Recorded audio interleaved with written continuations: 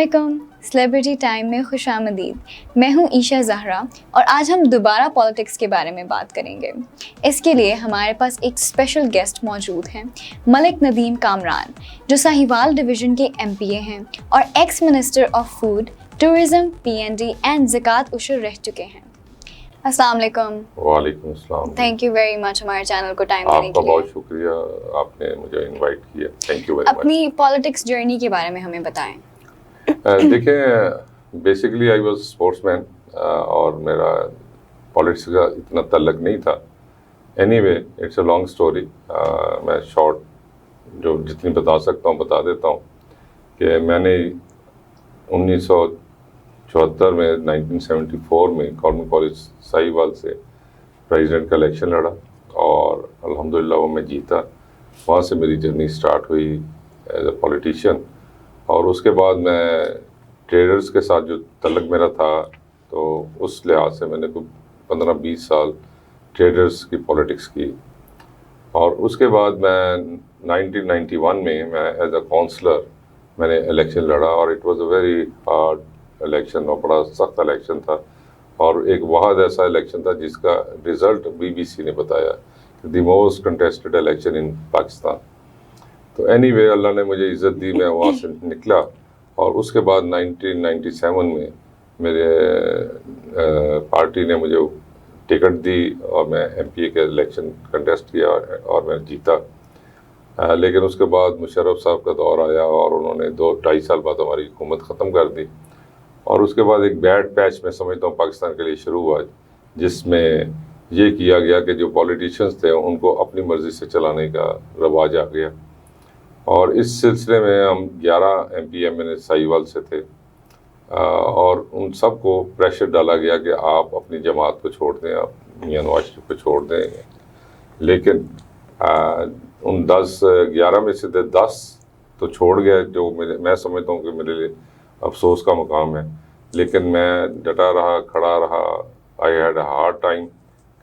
20 दफ़ा मैं गिरफ़्तार हुआ, टफ टाइम देखा मैंने, लेकिन मैं अपनी जगह से नहीं हिला, अल्लाह की ताकत और मेरे दोस्तों की मेहरबानी की वजह से। तो इस लिहाज से 2007 में दोबारा जब इलेक्शन आए तो उसमें मियाँ सबान जलावतनी के बाद वापस आ चुके थे। We contested the election.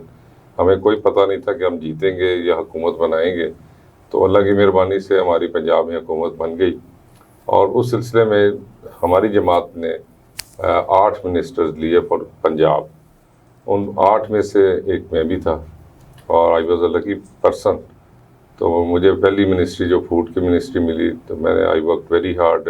Food basket है पंजाब जो है, ये ना सिर्फ पाकिस्तान के लिए बल्कि इर्द गिर्द के मुल्कों के लिए भी और ख़ास तौर पे अफ़गानिस्तान के लिए, और हमने अच्छा डिलीवर किया। इसके बाद मैं टूरिज़म के डिपार्टमेंट के साथ भी मुंसलिक रहा और इस पर जो कुछ कर सकता था वो किया। इसके बाद मुझे एक और पोर्टफोलियो दिया गया ज़कात उशर का। मैं ये हिस्ट्री 2008 से 2018 की तरफ बढ़ रहा हूँ। तो उसके बाद मुझे ज़कात उशर का दिया गया और ये एक डेड समझा जाता था डिपार्टमेंट, लेकिन उसमें मैंने मेहनत की और ऐसे काम किए जो इसके लोगों को समझ आई कि ये बहुत ज़बरदस्त काम हो रहा है। और एक मिसाल मैंने दे सकता हूँ, वो ये थी कि मैंने रक्शे तकसीम किए गरीब लोगों के पास जो ज़कात लेते थे कि आप ये चाबी लें, फ्री है आपके पास, और आप हमसे और अल्लाह से एक वादा कर लें कि आप आगे ज़कात लेते थे, अब आप ज़कात देंगे इसकी कमाई से। और अल्हम्दुलिल्लाह ऐसे बहुत से प्रोजेक्ट्स थे वो हमने किए। और जब गवर्नमेंट हमारी आगे बढ़ी तो इसके बाद मुझे सबसे बड़ी जो मिनिस्ट्री है हमारे हर लिहाज से वो PND की है, प्लानिंग एंड डेवलपमेंट की। तो planning and development is the mother of all the ministries. जो भी पाकिस्तान पंजाब में काम होता था उसकी अप्रूवल के बगैर कुछ नहीं होता। बेशक वो हॉस्पिटल बनना है, सड़क बननी है, पुल बनना है, स्कूल बनना है, कुछ भी बनना है। तो अल्हम्दुलिल्लाह मेरी पार्टी ने मुझे, मियाँ शहबाज शरीफ साहब ने मेहरबानी की और मुझे बना दिया गया। मियाँ नवाज शरीफ का मुझ पर ट्रस्ट था और इस तरह मैं आगे बढ़ता गया। और PND के तौर पे भी हमने पूरे पंजाब में जो तरक्याती काम करवाए, उसकी मिसाल शायद कभी भी ना मिले। अल्लाह हमें दोबारा मौका देगा तो शायद हम उसको बीट कर सकें, लेकिन अब जो हालात जा रहे हैं उसमें तो कोई चीज़ नज़र नहीं आती। तो ऐसे ऐसे काम हुए हैं कि जो पाकिस्तान की ज़रूरत थी, पंजाब की ज़रूरत थी, और हम उससे सारे एंजॉय कर रहे हैं। तो उसमें फिर चूँकि मैं बेसिकली साहिवाल से तल्लुक़ रखता हूँ और मेरा सबसे ज़्यादा इंटरेस्ट भी साहिवाल है, तो जो अपने घर को संवार नहीं सकता तो वो महल्ले को क्या और बाकी इलाकों को कैसे संवार सकता है। तो इस लिहाज से मैंने फिर साहिवाल, इसी दौरान मैं साहिवाल के लिए भी काम करता रहा, और बहुत से काम ऐसे किए जो ये कह सकते हैं कि इससे बड़े काम और हो नहीं सकते थे यहाँ। आप एजुकेशन को प्रेफर करते हैं या एक्सपीरियंस को? मैं it is a joint combination, लेकिन इसमें experience comes first and education comes second. I came across an article कुछ दिन पहले जिसमें परवेज़ मुशर्रफ ने 2008 में एक पॉलिसी बनाई थी कि हर uni graduate bachelor of arts उसने किया हो तब वो पॉलिटिक्स में स्टेप इन कर सकता है। इसके बारे में क्या ख्याल है आपका? ये एक सोची समझी स्कीम के तहत किया गया था, और ये मैं समझता हूँ कि इससे पाकिस्तान की पॉलिटिक्स और ख़ास तौर पे पंजाब की पॉलिटिक्स को बहुत धचका लगा, नुकसान पहुँचा। उसकी वजह ये है कि जो एक्सपीरियंस है इट इज़ अबव एनीथिंग, और एजुकेशन होना अच्छी बात है, ज़रूर होना चाहिए, लेकिन जिसके पास एक्सपीरियंस नहीं है वो अगर डिग्री उठा के घूमेंगे आप, तो डिग्री को किसी ने नहीं देखना, उन्होंने यही पूछते हैं कि जी आपको काम करना आता है कि नहीं आता। तो इस लिहाज से जब हमारी वो असेंबली बन गई तो उसमें वो लोग आ गए जिन्होंने कभी महल्ले का काउंसलर का भी इलेक्शन नहीं लड़ा था, और उनके बाप के पास पैसा था और वो बाहर के मुल्कों में टैक्सी चलाते थे, और उनको बाप ने बुलाया कि जी मैं तो लड़ नहीं सकता, आप ये पैसे लें और इलेक्शन लड़ें। अब इनसे आप समझे कि इन्होंने डिलीवर करना है, तो वो that was next to impossible.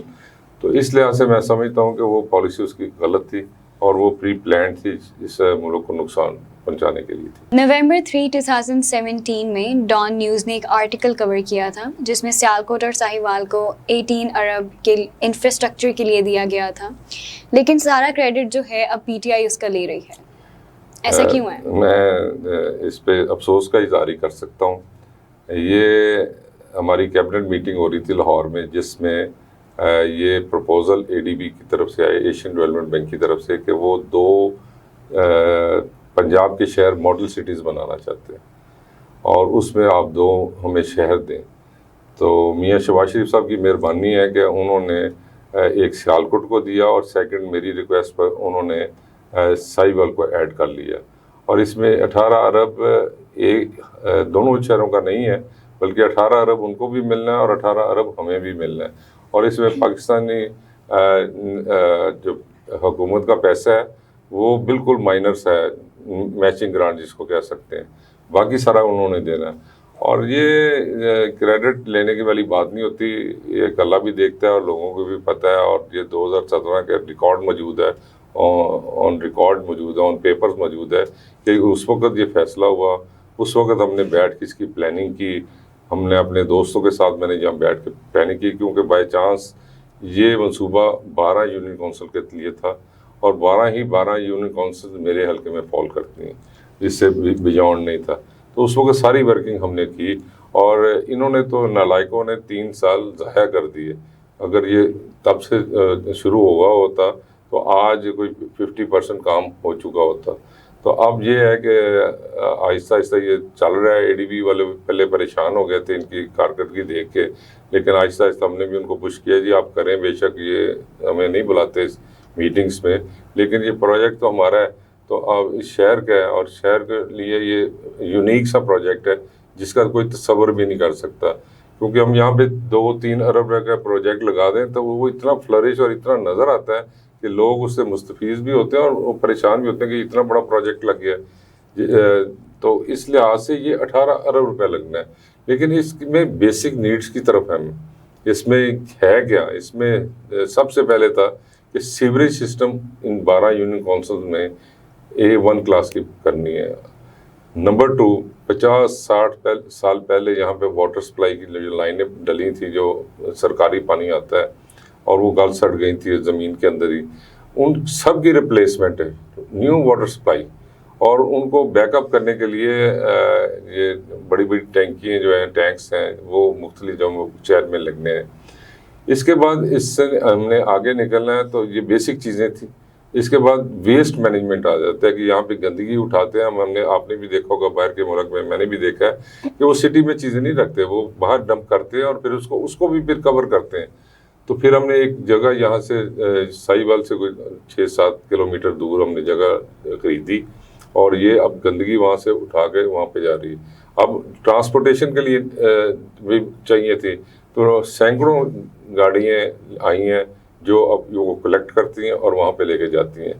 और इसके बाद ट्रीटमेंट प्लांट पाकिस्तान के बहुत कम, शायद 1-2 शहर में हो, लेकिन बाहर के मुल्कों में बहुत से हैं और तकरीबन सारे शहरों में। तो 2 ट्रीटमेंट प्लांट भी इस प्रोजेक्ट का हिस्सा है, जो रिसाइकल करके तो वाटर को इस्तेमाल किया जा सकता है। और इसके साथ साथ मैंने इसमें ये भी रखा था कि पार्किंग प्लाजाज भी बनाए जाएँ, कंजेशन हो गई है, ट्रैफिक बढ़ गई है।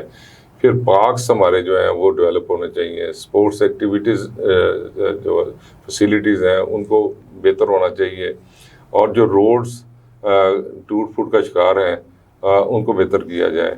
मुझे अफसोस से कहना पड़ता है कि मैंने अपने ये दौर में 2018 से के इलेक्शन से पहले मैंने अपनी नज़र में 70% साहिवाल शहर को अपग्रेड कर लिया था, लेकिन अब हमें चूँकि ये बुलाते नहीं हैं, हमसे मशवरा नहीं करते और हमसे खाइफ हैं, तो इसके बावजूद इन्होंने वो किया काम कि इन्होंने 3 साल में वो जो बनी हुई थी सड़कें, बने हुए थे सीवरेज, बना हुआ था सिस्टम, उसको भी नेस्तो नाबूद कर दिया, और इस वक्त पूरा शहर खंडरात की सूरत में नज़र आ रहा है।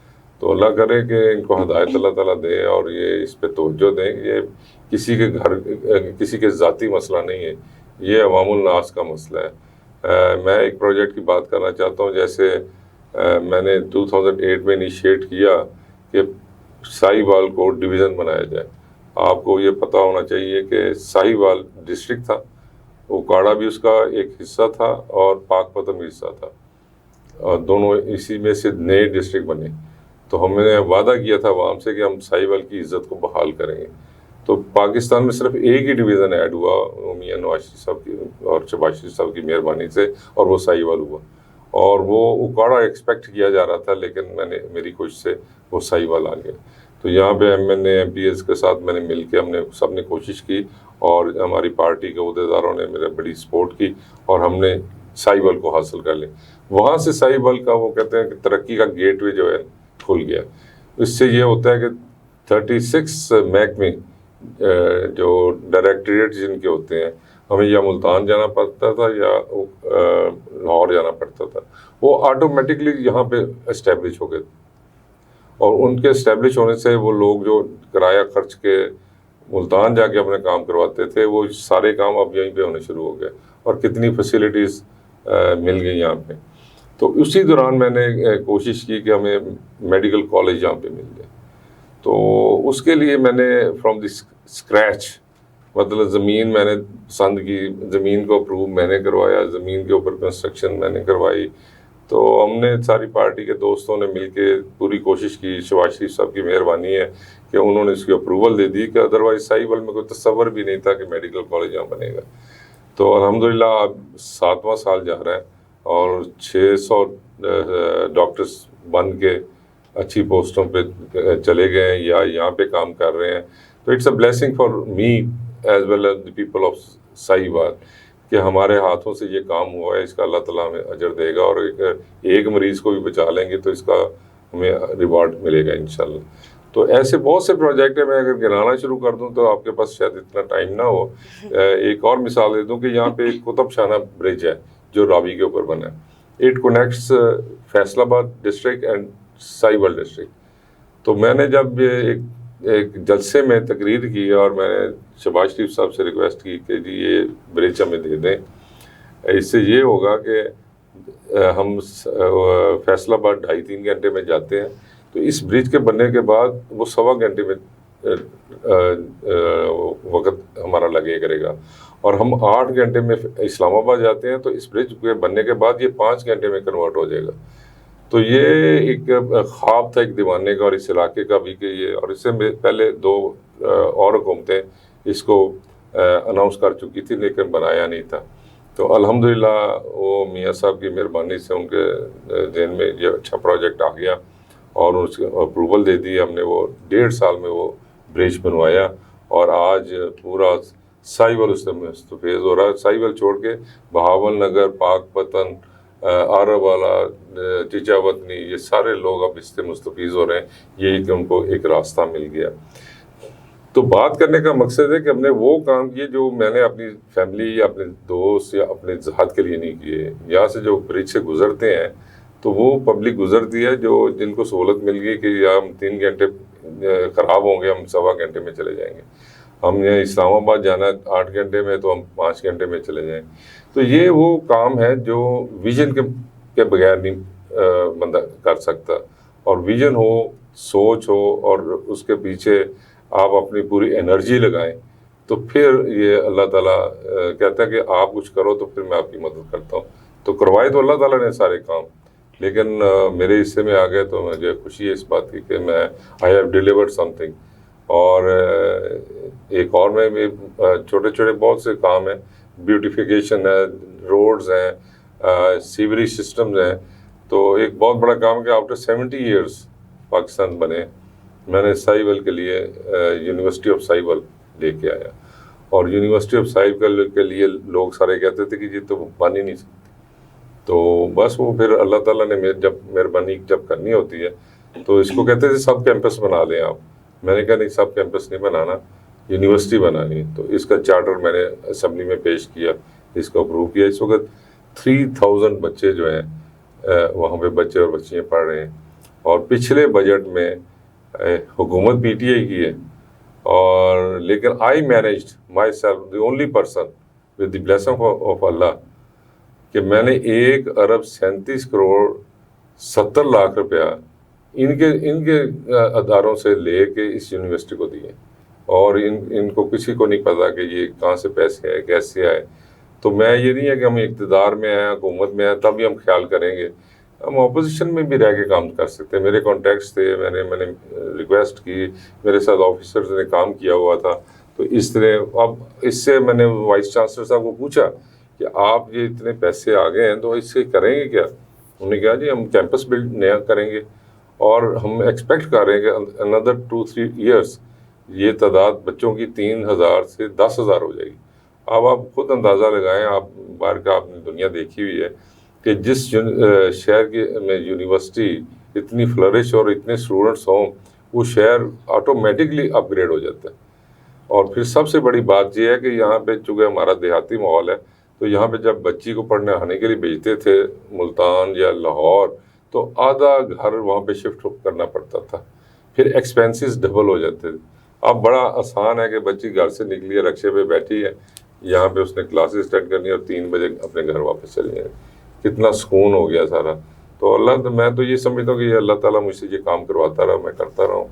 और यही हमारा काम है पॉलिटिशियंस का। ये नहीं है कि हम बन गए हैं तो हम किसी के साथ लड़ाई करें या किसी को नीचा दिखाने की कोशिश करें।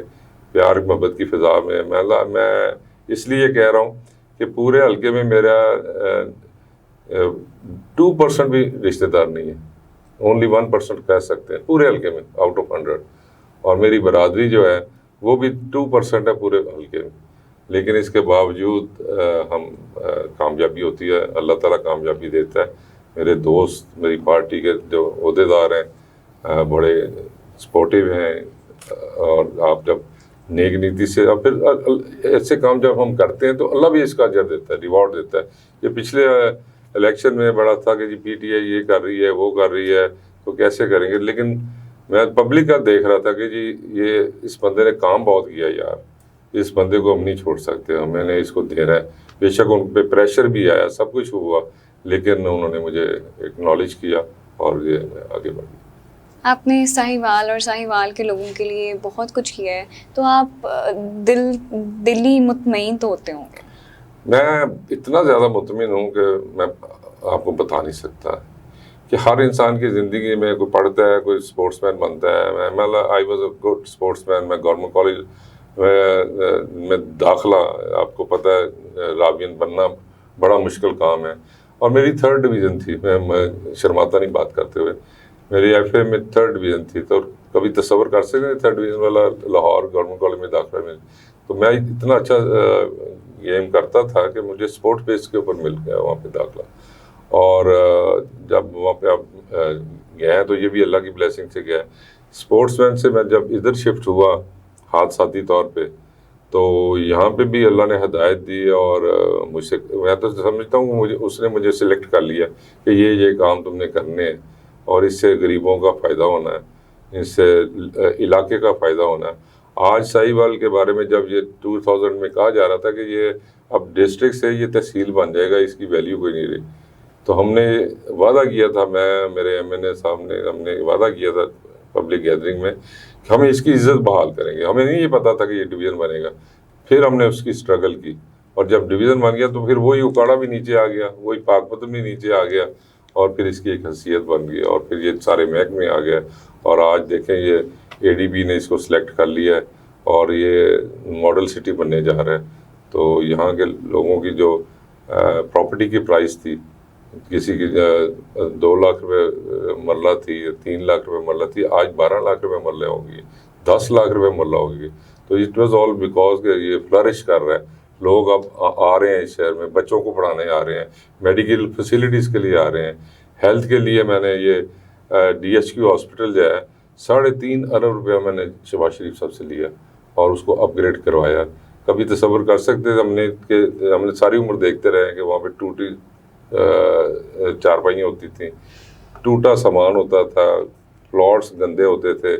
अब आप जाके देखें एयर कंडीशंस लगे हुए हैं, फर्शों पे टाइल्स लगी हुई हैं। अब और वो भी अब डाउनफॉल उसका शुरू हो गया। इसकी वजह डाउनफॉल सब चीज़ों की क्यों हो रही है कि पूछने वाला कोई नहीं, फॉलो अप करने वाला कोई नहीं, सुपरविजन नहीं। असल चीज़ तो ये है कि चीज़ बन जाती है, लेकिन उसको मेंटेन करना, उसको बार बार देखना।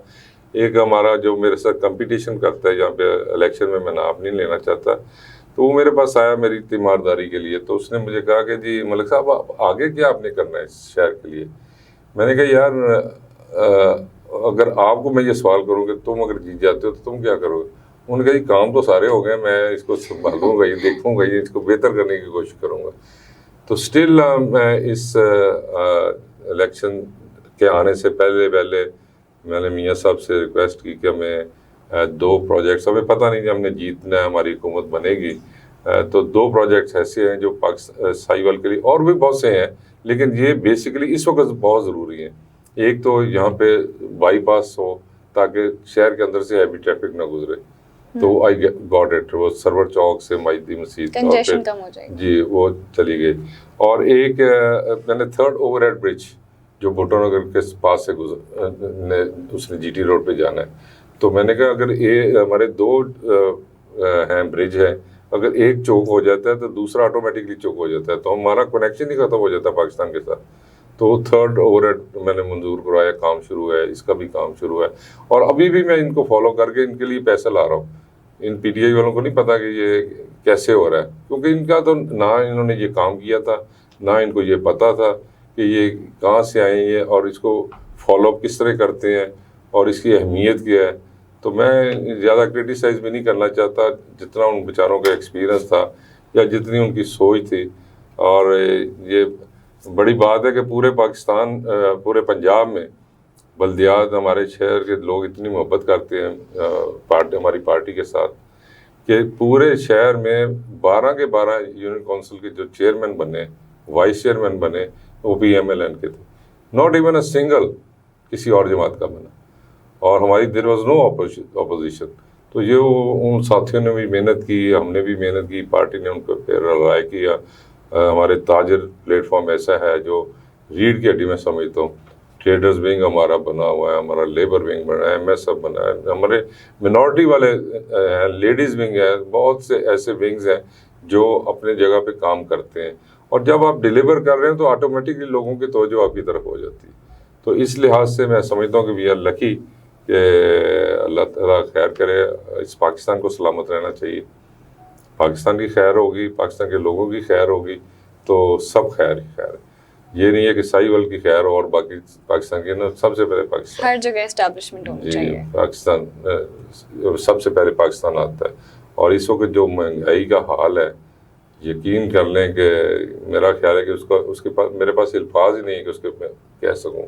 एक गरीब आदमी जिस तरह ज़िंदगी गुजार रहा है वो तो मुआवजा ही है जैसे वो ज़िंदगी गुजार रहा है। ज़्यादा यूटिलिटी स्टोर्स होने चाहिए। जी, यूटिलिटी स्टोर पे भी तो प्राइस बढ़ जाती है ना। वही कह रही हूँ ना कि वहाँ पर good quality but at low price products होने चाहिए। ये मैनेज ही नहीं कर सके। अब देखें विद इन 6 मंथ्स तकरीबन 100 रुपया घी का रेट बढ़ गया पर केजी। ये कभी हुआ है दुनिया में? इसी तरह चीनी का आप लगा लें कि 55 रुपए में हमारे दौर में बिकती थी। I was in charge at that time, food minister के नीचे ही होता है सारा डिपार्टमेंट। तो 45-50 में हम बेचते थे, तो अब 110 रुपए में बिक रही है। और इसी तरह आप सब्जी लेने जाएं, गोश्त लेने जाएं, गरीब तो मर गया है। और फिर ये यूटिलिटी बिल्स जो हैं, गैस का, बिजली का, आज मैं सुबह देख रहा था कि ये 1.5 रुपया यूनिट और बढ़ाने का वो प्रपोजल चली गई है। तो पता नहीं ये मैं तो समझता हूँ ये बाहर के किसी एजेंडे पे काम कर रहे हैं कि इस मुल्क के लोग परेशान रहें और ये भीख मांगते रहें, ये खुद इस्टेब्लिश ना हो। सबसे बड़ा काम जिसकी सज़ा मैं समझता हूँ कि मियाँ हमारी पार्टी को मिली, मियाँ नवाज शरीफ को मिली, वो सी पैक है। CPEC was game changer Pakistan के लिए। और मुझे इस तरह इसकी ज़्यादा नॉलेज इसलिए है कि पंजाब एंड सी पैक का जो चेयरमैन था वो मैं था, बीइंग अ P&D मिनिस्टर। और मुझे पता था कि चाइनीज़ के साथ हम क्या क्या डील कर रहे हैं और क्या क्या बनना है। यहाँ पे ब्रिजेस कहाँ बनने हैं, इंडस्ट्रियल स्टेट्स कहाँ बननी है, बिजली कहाँ से पैदा होनी है, तो ये कैसे हम करेंगे। तो ये पूरी दुनिया जो है वो देख रही थी। पूरी दुनिया की जो इस्टेब्लिशमेंट है वो पाकिस्तान को 2 चीज़ों की सज़ा दे रही है। मैं बरमला ये कहना चाहता हूँ, एक being a Muslim country and secondly atomic power. और ये हम इसको छोड़ भी नहीं सकते, ये इसके बगैर हमारा ईमान कोई नहीं है। तो इस लिहाज से हम फेस करेंगे सारी चीज़ें, लेकिन हमें इकट्ठे होकर सबका मुकाबला करना चाहिए, ना कि एक दूसरे की टांगें खींच के। तो ये यूनिटी से काम करना चाहिए। ये इनएक्सपीरियंस्ड लोग आए हुए हैं, इनको पूछने वाला कोई नहीं। रिश्वत का बाजार गर्म है, बुरी हालत है, कोई डर खौफ है ही नहीं है। और ये अल्लाह खैर करे, अल्लाह से दुआ है कि अल्लाह ताला जल्द हालात बेहतर करे। अपना कीमती वक्त देने के लिए बहुत शुक्रिया। हमारे साथ मौजूद थे मलिक नदीम कामरान साहब और इन्होंने हमें 2 बहुत इंपॉर्टेंट मैसेजेस दिए हैं। सबसे पहला ये कि अगर आप किसी की हेल्प करते हैं तो for the sake of humanity करें, और दूसरा ये कि कंसिस्टेंट रहें। उम्मीद करती हूँ ये इंटरव्यू आपके लिए मुफीद रहा होगा। अगले प्रोग्राम में जल्द मुलाकात होगी। खुदा हाफिज़।